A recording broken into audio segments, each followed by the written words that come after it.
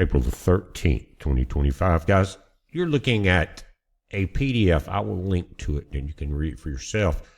But before I go there, I just want to say are in the middle of a second beautiful day here in the southeast. Yesterday we got into the 70s, but we had such a cool north breeze coming through and very sunny, but that breeze kept the temperatures down. It looks like another day like that today, and it makes you kind of want to rush around and get the things, especially outside, you need done before it gets to 100 degrees, if you know what I'm saying. Anyway, there's a lot of information going around, and there's some complaining that's starting up. You've got people like General Flynn and others that are really getting upset at Kash Patel and Pam Bundy because people are not coming to justice that did some horrible things during the last administration. Now, I have to say, it's just been a few months. And if they may be playing whack-a-mole and getting some of the most urgent things done first. In other words, criminal aliens that are killing, raping, and things like that, they got to be stopped. Well, we understand that. The border had to be sealed. It looks like that border sealing has done its job as far as the people coming across. But now Friday, Trump issued a new order pushing a lot more military to that southern border. Is it because of the gangs and the cartels and other players involved in some of the things that have been happening? Not sure, but remember they put a lot of forces into the Gulf of America. That gave them access to, again, a lot of information coming from the Rio Grande Valley and all through that area. So something's up there. We had heard about the buildup of troops from other countries there even in the past few years. But now there's a brand new military presence and a new executive order there. Now, Flynn is upset. Some of the other players that were really persecuted during the last administration are getting upset. Why did Kash Patel put the lead prosecutor of the J6ers in charge of the Washington district of the FBI? There's little things that are popping up, but we need to find out why.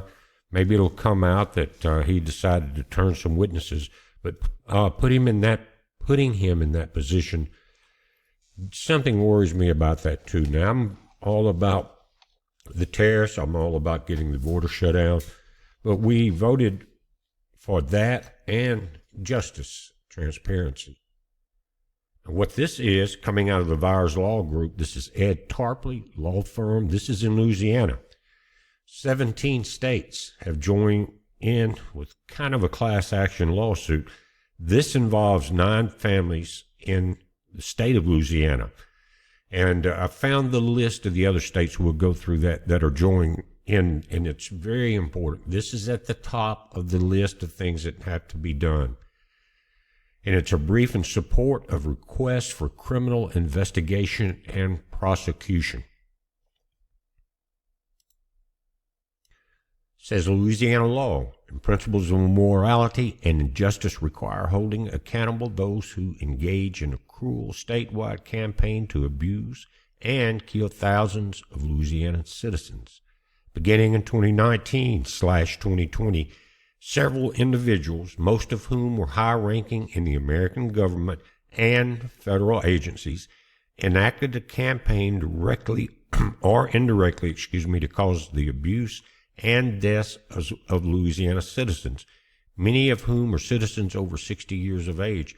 It really, the elderly were affected more, but it covered from the very young all the way to the oldest. It says, we present herein some of the current evidence available to support an investigation into the accused identified below for a number of suspected crimes against 9 victims. Now, again, this is Ed Tarpley for the state of Louisiana. Why are the individual states, guys, that are doing this? Now, again, 17 have joined in on this particular lawsuit. We will talk about that, but why the states? Think about it. Remember, everyone got pardoned by the auto pen as the Biden administration was ending. In the last few days, a lot of the people we're going to talk about got pardoned. That's a federal pardon. It does not exempt these folks from state charges. You see where we're going? Now, statutory basis for investigation. And what they're talking about also, that we believe the evidence that's given to us by these 9 victims, and guys, this is a very extensive PDF. It's not that long, but it goes in and lists all the sources, all the other people involved, and some of the whistleblowers involved. It says, at a minimum, terrorism, murder, and prohibited racketeering acts as the most readily provable offenses. That's what they're going to be charged with. Terrorism, guys. Murder and prohibited racketeering acts. Racketeering was getting paid to murder. Again, it says, while not an exhaustive list, we believe that there is a probable cause to investigate the following crimes committed by the accused referenced below. Now, here are the crimes. Terrorism, by causing intentional killing or infliction of serious bodily injury. First-degree murder, second-degree murder, manslaughter, human trafficking, prohibited racketeering acts, cruelty to persons with infirmities, false imprisonment, second-degree kidnapping, battery, simple battery of persons with infirmities. You can't really get a worse list than this, guys. You start with first, second-degree murder, manslaughter, trafficking, racketeering, and false imprisonment, kidnapping, battery. When the evidence presented herein is validated by district attorneys and or the Attorney General's investigation, together with any additional incriminating evidence discovered, the families of the victims identified in Exhibit A hereto request that the evidence is presented to a Louisiana grand jury and the accused prosecuted to the fullest extent of the law. Again, it's very detailed, not that long, but detailed, and it's important.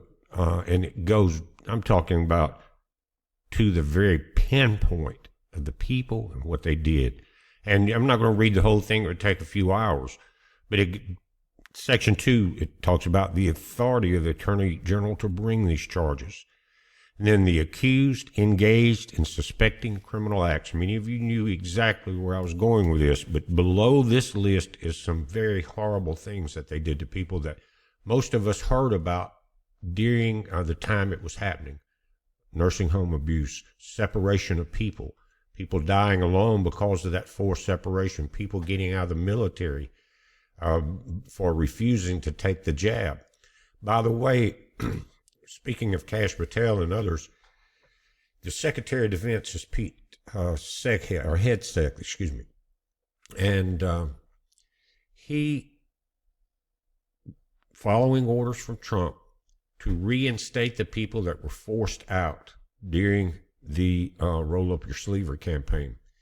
But in the paperwork, the people, and I don't think Trump saw this, but in the paperwork that Hegseth is in charge of, they have to sign a waiver to get back in. But it's not, it's basically an application, but you have to sign it. You may not get back in. You may get some back pay, things like that, but you have to sign a waiver that says you were not forced out. In other words, some people they were smart, didn't want the shot. Some claimed religious beliefs, things like that. But they've got to sign a waiver which would hide the fact that they were forced out in the first place. Now, how will that rotate back around in a room of court? Think about it. And the judge says, but sir, you got a piece of paper here signed that you saying you were not forced out. So you see the implication there. Anyway, here's the list of dirty, dastardly people. Fauci, ex-director, National Institute of Allergy and Infectious Diseases, the NIAID. Cliff Lane, deputy director there. Francis Collins, ex-director of National Institute of Health. Deborah Birx, ex-White House COVID response coordinator and former director of DoD HIV research at Walter Reed Army. Rochelle Walensky, ex-director, Centers for Disease Control and Prevention. Stephen Hahn, ex-commissioner, Federal Drug Administration. Robert Redfield, ex-director, Center for Disease Control and Prevention. Peter Daszak, President, EcoHealth Alliance. Rick Bright, Director of the Biomedical Advanced Research and Development Authority, BARDA. So you've got, 9 people here, and we know most of them. But if you read through this report, you're going to find out that this is going to apply to all the hospital administrators, the doctors, everyone involved in this. Because when they say racketeering, guys, it talks about them, if they could get you in there under whatever circumstances, whether it was true or not, and they could get you on an oxygen mask, and they could keep you for 72 hours. There's an additional $40,000 they made, and most people they did that to died alone. So this is being handed out. Now, one of them is the big religious type hospital unit here in Mississippi. We call it in Jackson St. Dominic's, but it's part of Our Lady Medical Services, which is nationwide. But they are named in this lawsuit. And guys, we knew it, and they thought that if Biden had stayed in, let me say this, or another Democrat, we would never get this information out. We already knew quite a bit of it, and we couldn't speak of it. And I hope this one doesn't get me in a lot of trouble, but it's time for the transparency to come forward in the information also. This is what I was talking about, not just those 9 demons, but the administrators and healthcare providers of hospital systems and facilities providing care to patients in Louisiana, including but not limited to the Franciscan Missionaries of Our Lady Health System, FMOLHS. If you go to these hospitals, you may not even know they're part of that until you get your bill. Then it'll be from Franciscan Missionaries and Ochsner Health. I'm not real familiar with nationwide Ochsner, but we have one down in New Orleans. It's a big cancer research treatment facility, supposed to be one of the best. The chargeable crimes, terrorism and murder. Again, they're not stopping, and they don't need to stop. The doctors and hospitals that overcharge everybody so they can pay for the illegals, they are as guilty as anyone else. Separating families. You can't come in here because you're not vaccinated, and then their husband or wife dies alone. It says, under state criminal law, the prosecution must prove each defendant's actions were deliberate and intended to cause harm or death.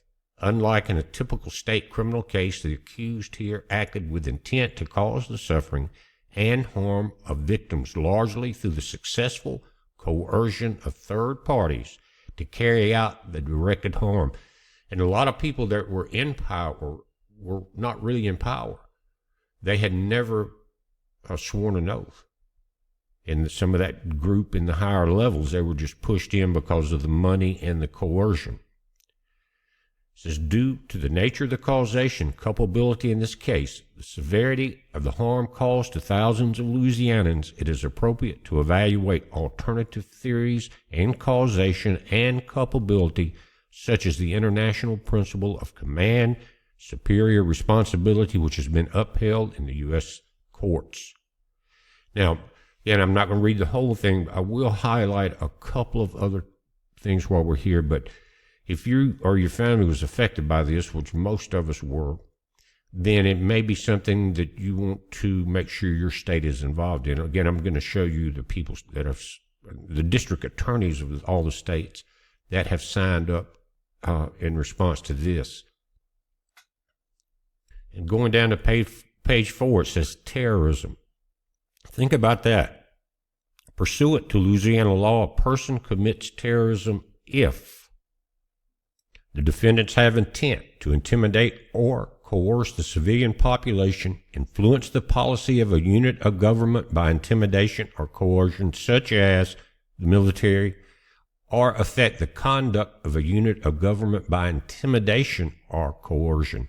The defendants commit one of the following acts to include the intentional killing of a human being, the intentional infliction of serious bodily injury upon a human being, and kidnapping of a human being, etc.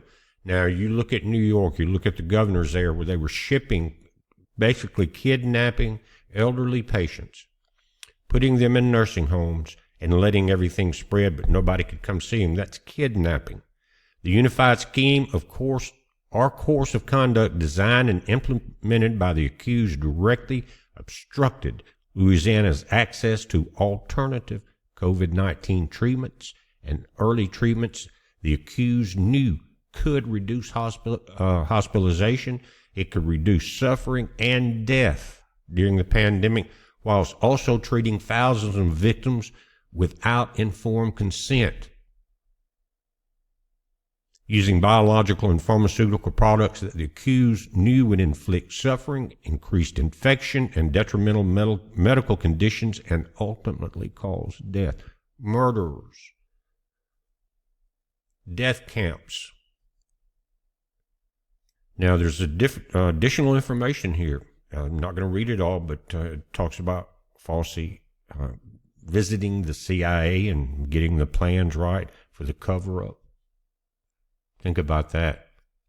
Multiple whistleblowers, including one who is an unnamed senior-level CIA officer who has discussed the intelligence community's deliberate misrepresentation of the cause of the COVID-19 pandemic, and that agencies such as the CIA provided significant monetary incentives to individuals to guide their official conclusions about the origin. Now, why in the world, guys? We're talking about demonic activity, deculling or culling of the population, depopulation. The accused also knew, guys, this is critical, that the therapeutic treatments, including hydroxychloroquine and ivermectin, prevented hospitalizations, reduced symptoms, and reduced deaths from COVID. The accused actively suppressed public knowledge of these effective treatments and deployed the power of the federal government against news outlets, social media platforms unlawfully, as well as utilized hospital systems promoting false statements to intimidate or coerce the civilian population and or influence a non-party government policy by intimidation or coercion, to censor and punish those who provide truthful information regarding these treatments or sought to prescribe them to patients suffering COVID infection. It was all a setup. Most of us knew it. We worked so hard on our end, letting people know in the best ways we could under the censorship. At least with our friends and families, it was a phone call or face-to-face. And it helped in some cases. Not all, but in some it did help. And that fight is continuing. Right now, I think most people are waking up, but they're going to try to push this back through. As a matter of fact, last week, they took the Trump administration to court to get funding back to the schools. Why? For COVID vaccinations. Think about that. Fauci and the other individuals involved promoted a drug they knew caused more harm than good for patients, purposefully misrepresented the data showing its harmful effects, preventing any possibility of informed consent, and then forced that drug upon the citizens of Louisiana to the exclusion of other effective, beneficial, licensed drugs. The accused barbaric and malicious action caused the torture, suffering of thousands of patients and death for many as part of a deliberate and intentional scheme to intimidate or coerce the civilian population and or influence and affect the conduct of a unit of government by intimidation or coercion. It goes on to talk about worldwide studies, talking about how effective ivermectin was during that in some of the countries that weren't ruled by demons. Now, going down to page 15, manslaughter is talked about here and how it occurs and what they did. Keeps going through the evidence. Very well laid out. The sections that were prohibited racketeering acts. That's paying the doctors in the hospitals and the drug companies to do this deadly deed. Racketeering. Now, they've got 9 of the major heads named. Fauci, Birch, all that group, right? Redfield, But if they do not go into these larger health organizations like we're talking about, they're not going to get the cancer out. And really, the doctors that participated in this for their cut of that 40 grand and or other things, they will burn in hell, first of all, because you do not commit premeditated murder. And they need to be held accountable now. They need to be sued, all their money, all their property taken, given to the families that they have damaged. Any of the major hospitals need to be cleaned out of these people. We need hospitals, but we don't need demons running them. In racketeering acts, terrorism, aiding terrorism, first, second degree murder, human trafficking, and second degree kidnapping. Now they called it an enterprise working between the FDA, Secretary of Health, all these people. Again, you can read it. And we'll go down here, and they're around right in here. They're going to sign off on it. 3 people in Louisiana did. And I'm going to show you the other states that so far involved. And you should call, and if you need to use this video or send the PDF that I'm going to link that you can download to your local district attorney, or state district attorney, which would be the Attorney General. It says no amount of financial incentive from the federal government or hospital administration are concerned in losing professional opportunities or one state-issued license or social or professional stigma removes the individual duty under oath not to inflict suffering and death upon another human being. Most of them violated that. We're going to need a much larger gitmo if justice is done. Now, this section talks about the cruelty to persons with infirmities, simple battery of persons with infirmities, and battery. The elements of cruelty to persons with infirmities are: the defendants acted intentionally or with criminal negligent mistreatments or neglect, including by a caregiver. The defendants caused unjustifiable pain, malnourishment, or suffering to the victim. The victim is a person with an infirmity, an adult with a disability, or a person who is aged. The elements of simple battery of persons with infirmities are the defendants committed a battery. The victim of the battery is a person who is infirm, has a disability, or is aged. The victim is incapable of consenting to the battery due to either of the following: advanced age or unsoundness of mind, stupor, abnormal condition of the mind, or other mental development disabilities, regardless of the age of the victim. The elements of battery: the defendants acted intentionally. Good things to know. The defendants used force or violence upon the persons or other. You can't stay in here, we'll have the cops push you out while we kill your husband or your wife or your mother or father or kids. Defendants intentionally administer a poison or other noxious liquid or substance to another. They did it all. It goes on to talk about false imprisonment and second-degree kidnapping. We went through a lot of this, guys.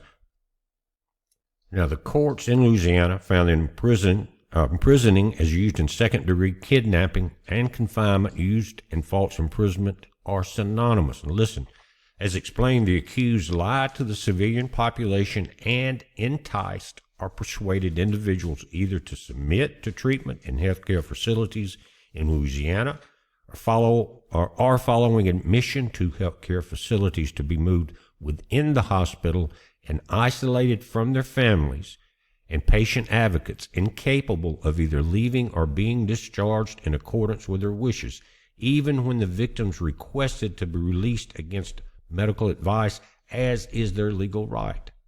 I've done it. It goes on, it says the accused hospital systems and providers, at the direction of the other federal accused, that top 9, refused to provide effective treatment to their victims. They were saying it was COVID-19 infections, instead only giving the victims substances or treatment / countermeasures without informed consent that would cause harm and likely kill them, including remdesivir, receiving financial incentives for these countermeasures. It says see Exhibit E, it's in this PDF. The accused thus imprisoned or confined the victims and caused the victims physical injury, perpetrated felonies such as terrorism, murder, human trafficking, racketeering, and or kept many victims in prison for at least 72 hours on ventilators against their wishes for monetary gain. 40 grand for that ventilation, plus the other ones. And in Section 5, it's the conclusion. It says, on behalf of residents of the state of Louisiana and constituents of Attorney General Murrell, we respectfully request that this office thoroughly investigate the evidence presented herein. Again, guys, there's a lot I didn't read with all the sources.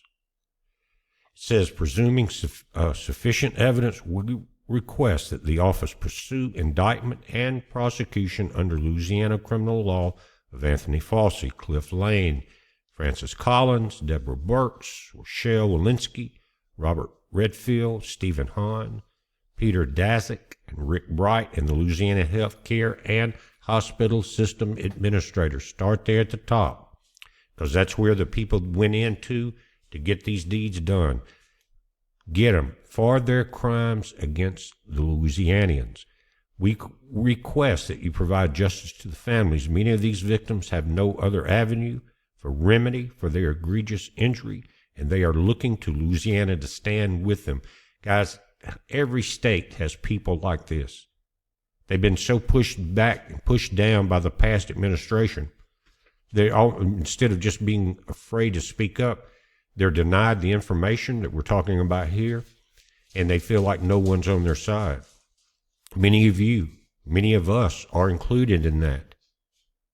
We request that you use authority as elected by the people of Louisiana to make the truth of the people's suffering known and pursue justice on their behalf. And you've got Rachel Rodriguez signed here. You've got Edward Tarpley here. And you've got Mimi Miller here. These are all of, this is a professional law corporation, the Tarpley in Alexandria. Rachel Rodriguez is in West Palm Beach, part of the Vires Group, and Mimi Miller is in West Palm Beach, also part of the same group of people. Now let's take a look at the other states that are getting involved.